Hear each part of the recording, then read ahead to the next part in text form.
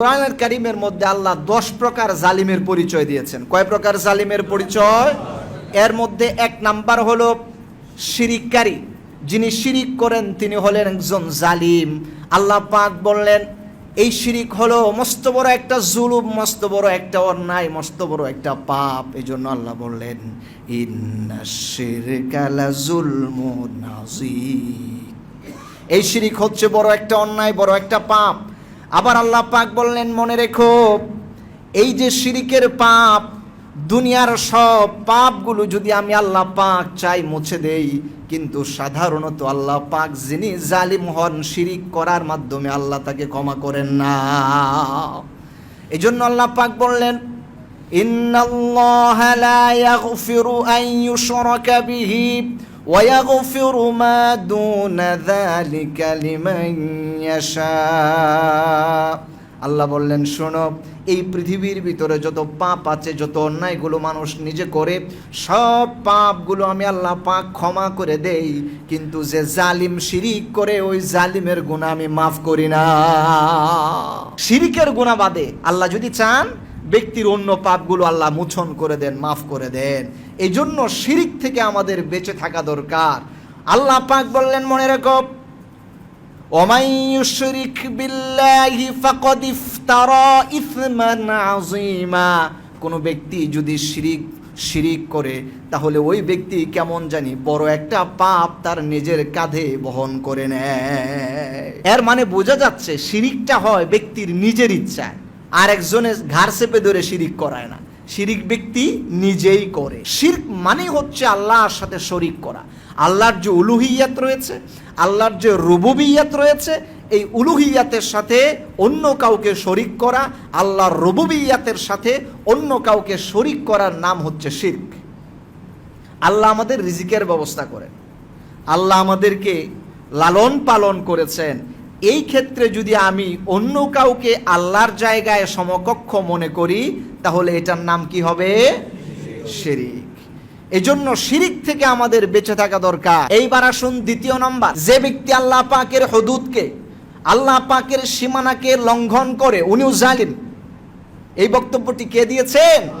আল্লাহ পাক বললেন কোন ব্যক্তি যদি আমি আল্লাহ পাক যে সীমানা দিয়েছি এই সীমানার বাহিরে যদি স্বেচ্ছায় সীমা লঙ্ঘন করে, আল্লাহ পাক বললেন ওই ব্যক্তিটাও আল্লাহর দৃষ্টিতে জালিম, সেও জুলুম করেছে।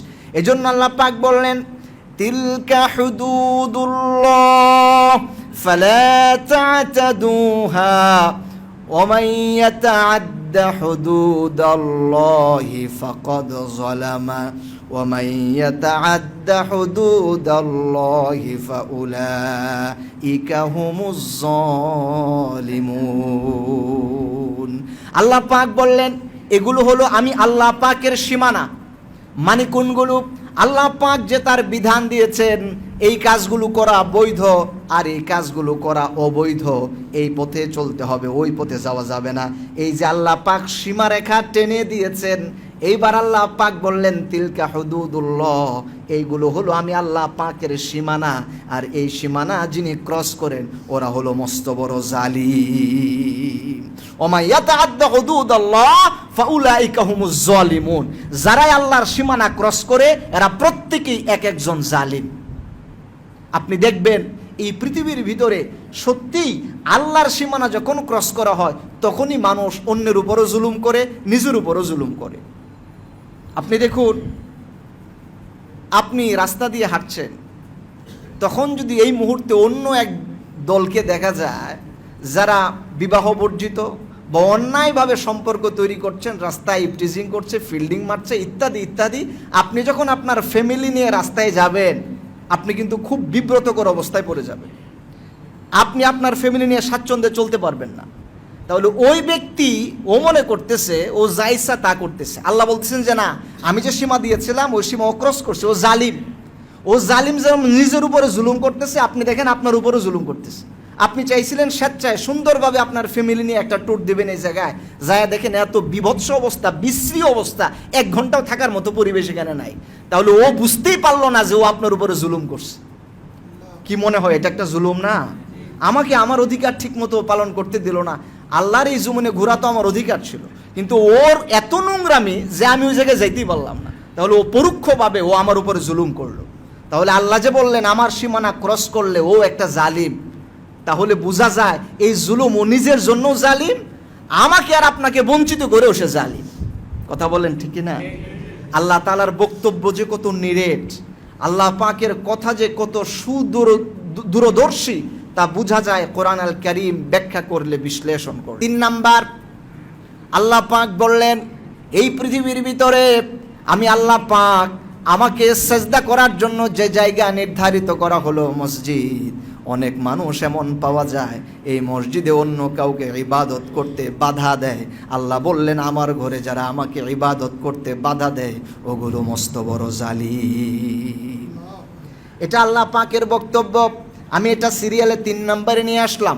আল্লাহ পাক বললেন ওয়ামান আযলামু মিম্মান মানাআ মাসাজিদাল্লাহ, ওই ব্যক্তির চাইতে আর কোন ব্যক্তি বড় জালিম হয় যে ব্যক্তি আমার ঘর মসজিদের মধ্যে আমার বান্দাদেরকে আমি আল্লাহ পাকের ইবাদত থেকে বিতাড়িত করে নিষেধ করে বাধা দেয়।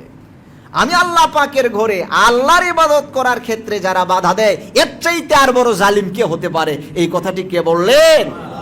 অনেক উদাহরণ আমাদের সামনে চলে আসে, অমুক ওই মসজিদে যেতে দেয় না, অমুক তার মসজিদে যেতে দেয় না। আবার অনেক জায়গায় আমরা দেখেছি আল্লাহর কথাগুলো যখন কোনো বক্তা, যখন কোনো আলেম কথাগুলো বলছে, পারে না মুখের মধ্যে চেপে ধরতে, শুধু মাইকগুলো টেনে নিয়ে যায়, কেড়ে নিয়ে যায়।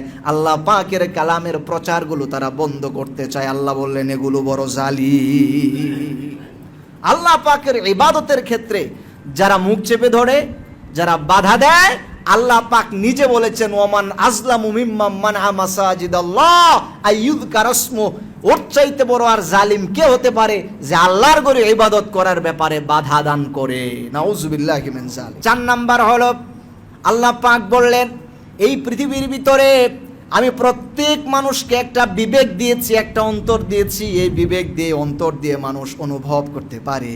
মানুষগুলো যখন অনুভব করে স্রষ্টা বলতে একজন আছেন, আল্লাহ বলতে একজন আছেন, মনে বুঝে দিল মানে, কিন্তু মুখে স্বীকার করে না।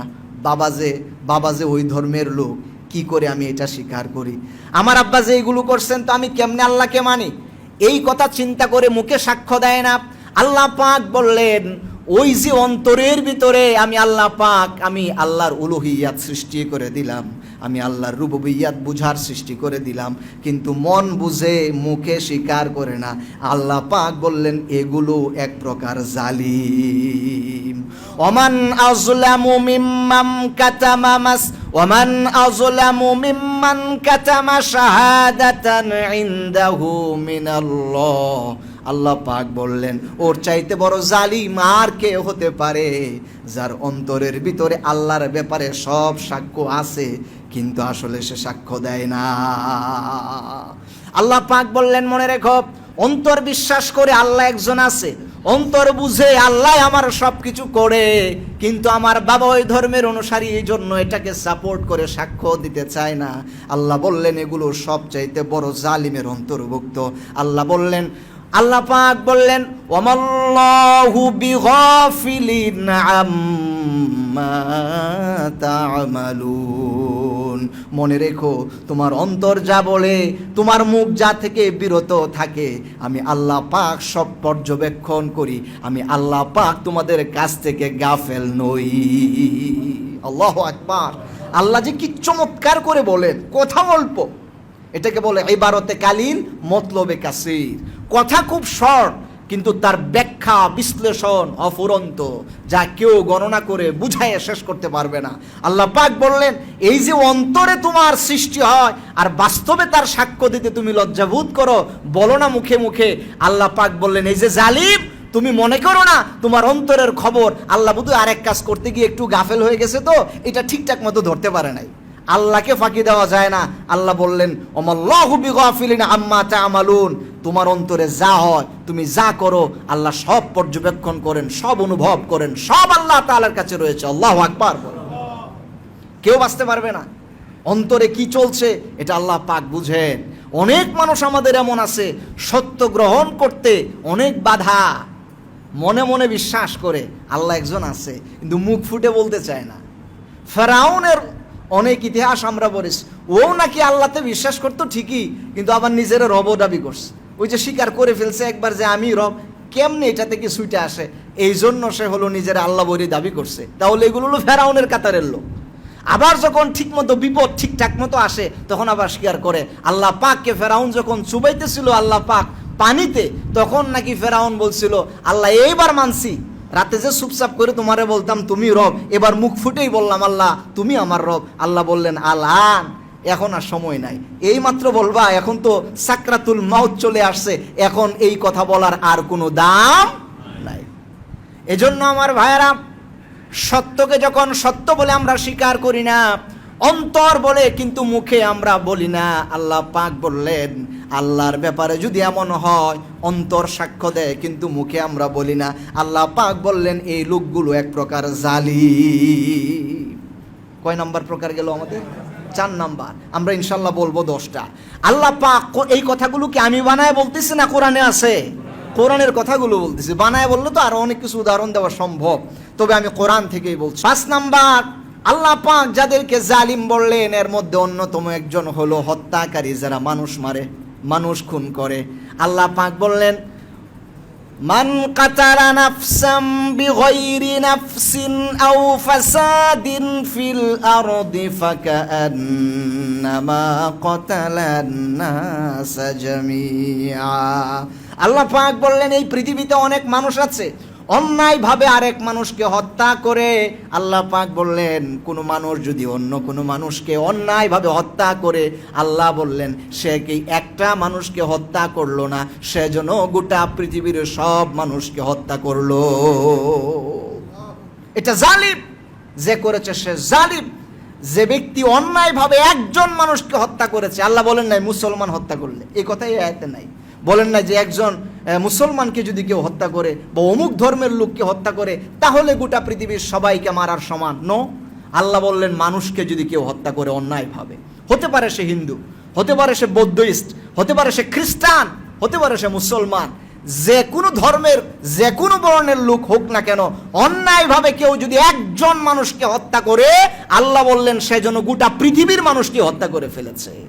নাউযুবিল্লাহি মিন যালিক। ইসলাম এটা শিখায়। দেখেছেন ইসলামের শিক্ষাটা কি চমৎকার।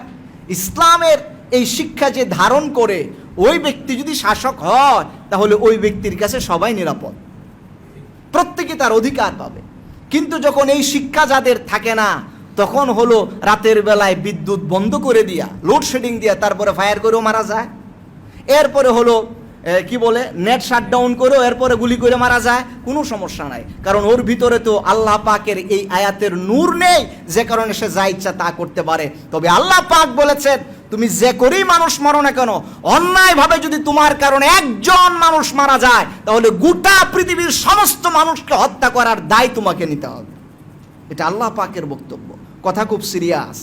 এজন্য আল্লাহ পাক বললেন দুনিয়াতে এই ধরনের জালিমের বিচার হওয়া সম্ভব না। যে জালিম একজন 1000 মানুষ মেরে ফেলে, যে জালিম একজন 600-700 মানুষ মারতে পারে, গুম করতে পারে, আয়না গড়ে চিরুনি গড়ে নিতে পারে, ওর বিচার দুনিয়াতে আপনি কেমনে করবেন? একজনের হত্যা করার কারণে আপনি তাকে কিভাবে বিচার করবেন? এটা স্বাভাবিক দুনিয়ার বিচার যখন হবে, এই বিচার আবার পারলে আল্লাহ পাক করতে পারে। মানুষ যদি বিচার করতে নাও পারে, আল্লাহর পক্ষেই কেবল এটার অ্যাকুরেট বিচার করা সম্ভব। কারণ আল্লাহ পাক বলেছেন গোটা পৃথিবীর সমস্ত মানুষকে হত্যা করার সমসাময়িক সময়ে আল্লাহ যদি এবার এই বিচার করেন যে গোটা পৃথিবীতে তোমার সময় কতগুলো মানুষ ছিল, কত কোটি মানুষ ছিল, এই কত কোটিবার তোরে জীবন দেওয়া হবে, এই কত কোটিবার তোরে ফাঁসি দেওয়া হবে, তাহলে কি আল্লাহ তাআলা এটা পারবেন না পারবেন না? আর আমরা যদি বিচার করি, আমরা কয়বার ঝুলাইতে পারবো? আমাদের বিচারকরা ঝুলাইতে পারবে মাত্র একবার। আর আল্লাহ যে বললেন গোটা পৃথিবীর সমস্ত মানুষের হত্যার দায়ভার তোমার হবে, আল্লাহ চাইলে এবার 100 কোটিবারও ঝুলাইতে পারেন। এই জন্য একজন বিচারক লাগে। এজন্যই বোঝা যায় আখিরাত দিবসের প্রয়োজন আছে। দুনিয়াতেই সব খেলা শেষ হয়